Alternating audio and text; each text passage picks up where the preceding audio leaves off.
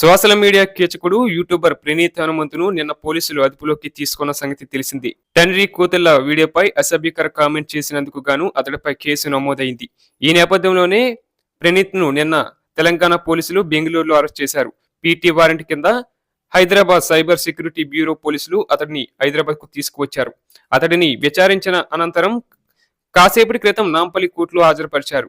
అతడిపై POCSO చట్టంతో పాటు 4 సెక్షన్ల కింద కేసు నమోదు చేశారు.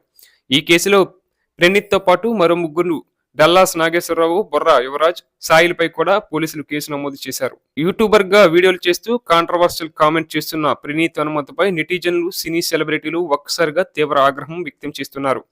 దీనికి కారణం తండ్రి కూతుళ్ల అనుబంధాన్ని తీవ్ర స్థాయిలో అతడు అపహాస్యం చేశాడు. అప్పుడే ఇంటికి వచ్చిన తండ్రి దగ్గరికి ఓ 2 ఏళ్ల కూతురు పరిగెత్తుకుంటూ వస్తుంది. అప్పుడు అతను తన బెల్ట్ తీస్తూ సీరియస్ గా కనిపిస్తాడు. ఆ తర్వాత ఆ బెల్ట్ ఊయలుగా చేసి కూతురికి ఊపుతాడు. ఇదే వీడియో ప్రణీత్ తో పాటు మరో ముగ్గురు యూట్యూబర్స్ అసభ్యకరంగా చర్చ చేసి తండ్రి కూతుల బంధంపై విషం చిమ్మారు. ఆ చిన్నారి తండ్రితో ఆడుకుంటున్న వీడియోను తన స్నేహితులతో కలిసి వికృతమైన లైంగిక కోణంలో వక్ర దృష్టిలో చూపించి సభ్య సమాజం సిగ్గుతో తలదించుకునేలా వ్యవహరించారు. ప్రణీత్ హనుమంతును కఠినంగా శిక్షించాలంటూ సెలబ్రిటీలతో పాటు నెటిజన్లు సైతం డిమాండ్ చేస్తున్నారు. డార్క్ హ్యూమర్ కావచ్చు, మరొకటి కావచ్చు, భవిష్యత్తులో యూట్యూబర్ లేదా మరొక వ్యక్తి ఎవరైనా ఇలాంటి కామెంట్స్, వీడియోలు చేయకుండా ఉండాలంటే ప్రణీత్ పై కఠిన శిక్ష విధించాలంటున్నారు.